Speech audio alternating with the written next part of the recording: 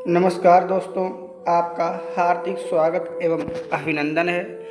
दोस्तों, आज मैं आपके लिए लेकर आया हूँ सूरदास जी का जीवन परिचय, जो आने वाले 2025 यूपी बोर्ड के लिए बहुत ही इम्पॉर्टेंट है। दोस्तों, अब चलते हैं सूरदास जी का जीवन परिचय। सूरदास जो थे वो कृष्ण भक्ति काव्य की सगुण धारा की कृष्ण भक्ति शाखा के प्रतिनिधि कवि थे। ये प्रतिनिधि कवि थे। कहा जाता है कि इनका जन्म सन 1478, जो इनका जन्म हुआ था वो 1478 ईस्वी और संवत 1535 में आगरा के मथुरा जाने वाली सड़क पर स्थित रूनकता में हुआ था। कहा गया है कि जो इनका जन्म हुआ था वो 1478 ईस्वी में हुआ था और आगरा से मथुरा जाने वाली सड़क पर स्थित रूनकता में इनका जन्म हुआ था। कुछ विद्वान हैं, इनका जन्म दिल्ली के निकट सीही नामक ग्राम में मानते हैं। कुछ जो विद्वान हैं, जो इनका जन्म है वो सीही नामक इस ग्राम में मानते हैं। इनके पिता का जो नाम पंडित रामदास सारस्वत था। इनके जो पिता का जो नाम था वो पंडित रामदास सारस्वत था। जनश्रुति है कि सूरदास जन्म से ही अंधे थे। लोगों का मानना है कि सूरदास जो हैं वो जन्म से अंधे थे, परंतु कुछ विद्वान इनमें संदेह करते हैं। जो कुछ विद्वान हैं इनमें संदेह करते हैं, क्योंकि सूरदास ने वात्सल्य और श्रृंगार का जैसा अनुपम वर्णन किया है वैसा जन्मांत कभी नहीं कर सकता है। कुछ विद्वानों का इसमें संदेह है कि सूरदास जी ने जैसा वात्सल्य और श्रृंगार का जैसा वर्णन किया है वैसा कोई जन्मांत कवि नहीं कर सकता है, इसलिए उन विद्वानों का संदेह है। दोस्तों, अब इसमें उनका कहा गया है कि उनका बाद में अंधा होना ही उचित समीचीन जान पड़ता है। कुछ विद्वानों का कहना है कि उनका बाद में अंधा होना उचित समीचीन जान पड़ता है। उनका कहना है कि ये बाद में अंधे हुए हैं। सूरदास बचपन से ही विरक्त हो गए। विरक्त के मतलब होता है कि घर बार छोड़कर और बाहर चले गए या किसी जंगल में तपस्या करने लगे और गौ घाट में रहकर बिने के पद गाया करते थे। बाद में ये क्या हुआ कि ये गौ घाट में रहकर बिने के पद गाया करते थे। यहाँ पर बल्लवाचार से इनकी भेंट हुई, मुलाकात हुई।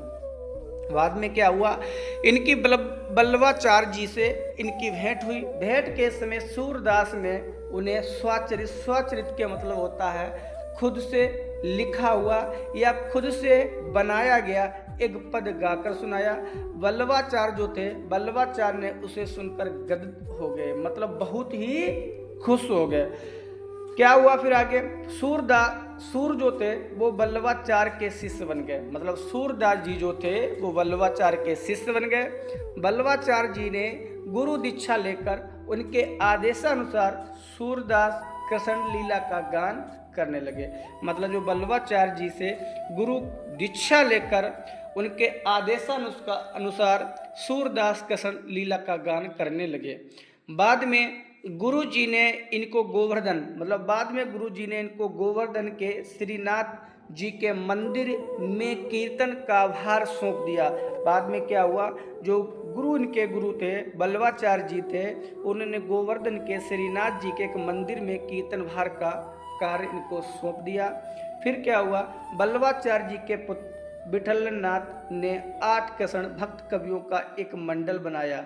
कहा गया है कि जो बल्लवाचार्य जी के पुत्र थे जिनका नाम था विठलनाथ ने 8 कृष्ण भक्त कवि मिलाकर एक मंडल बनाया, जिसमें अष्टछाप कहा जाता है कि सूरदास अष्टछाप जो सूरदास थे वो अष्टछाप के प्रमुख और सर्वश्रेष्ठ कवि थे। सर्वश्रेष्ठ कवि थे। अपने जीवन के अंतिम दिनों में सूरदास गोवर्धन के पारसोली नामक स्थान पर चले गए। जब सूरदास के अंतिम दिन शेष रह गए थे तो उन दिनों में सूरदास जी जो थे गोवर्धन के पारसोली नामक स्थान पर चले गए।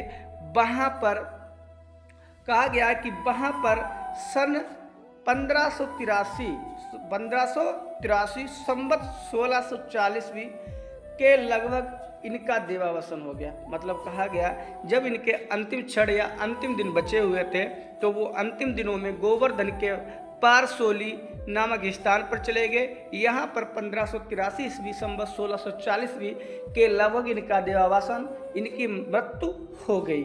प्राणांत मतलब मरने के बाद या होने से पूर्व विठलनाथ के पूछने पर उन्होंने अग्रपद गाकर बनाकर सुनाया। मतलब क्या हुआ कि विठलनाथ के पूछने पर उन्होंने अग्रपद बनाकर सुनाया। क्या सुनाया था कि खंजन जैन रूप रसमाते अति से चारु चपल अनियारे पल पिजरा न समाते। ये पद इन्होंने विठलनाथ जी को इनके कहने पर इनको ये पद सुनाया था। आगे देखिए सूरदास जी का साहित्य परिचय। सूरदास जी का जो साहित्य परिचय था कि हिंदी साहित्य के अनुपम कवि, हिंदी साहित्य के जो अनुपम कवि, इनका काव्य भाव और कला दोनों ही पक्षों की दृष्टि से उच्च कोटि का काव्य है। मतलब कहा गया कि सूरदास जी हिंदी साहित्य के अनुपम कवि हैं। इनका काव्य भाव और कला दोनों ही पक्षों की दृष्टि से उच्च कोटि का है। सूरदास जी कवि सम्राट थे। मतलब सूरदास जी कवि सम्राट, मतलब सूरदास जी कवि सम्राट हैं और श्रृंगार रस के श्रेष्ठ कवि हैं। श्रृंगार रस के श्रेष्ठ कवि हैं कि सूरदास भक्ति काल की कृष्णसारी शाखा के प्रमुख एवं प्रतिनिधि कवि हैं। निश्चय ही सूरदास हिंदी साहित्य प्रकाश के सूर्य जैसा निम्न दोहे से स्पष्ट है। कहा गया है कि सूर सूर तलसी शशि उड़गन केशवदास अब के कवि अद्वैत सम जय तय करत प्रकाश। ये सूरदास ने एक दोहा सुनाया था। कहा गया कि अस्तु हिंदी साहित्य में सूर का स्थान सर्वोच्च है। मतलब कहा गया कि हिंदी साहित्य में अगर देखा जाए तो सूरदास का जो स्थान है वो सर्वाधिक उच्च है। अब आते हैं सूरदास की रचनाएं।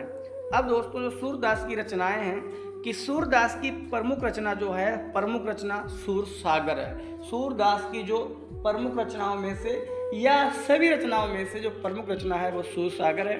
सूर सागर में उन्होंने 1.25 लाख पदों का संकलन किया। 1.25 लाख पद मतलब गाय। सूरदास ने 1.25 लाख पदों का संकलन किया, किंतु अभी तक केवल 5,500 पद ही प्राप्त हुए।